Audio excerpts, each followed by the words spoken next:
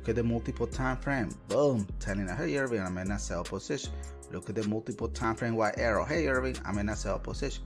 Look at the TW sniper entry. Boom, hey Irving, I'm in a sell position.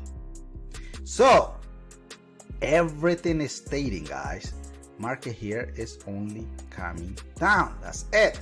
That's all it's doing. So this is my understanding for this week, guys. On GJ here is the GJ, guys, will come back, retest your 38.2 Fibonacci one more time. Look, there's a preview multiple time frame in here. We'll continue to this level here. From that level, from the 38.2 Fibonacci level, guys, look at multiple time frame. 1, 2, 3, 4, 5 times, and this is gonna be your 6th time coming back here. From that level, market will make a retracement, retesting your 23 to your 0 Fibonacci level. Here's your previous multiple time frame to this level right on it. And what do you think is gonna happen from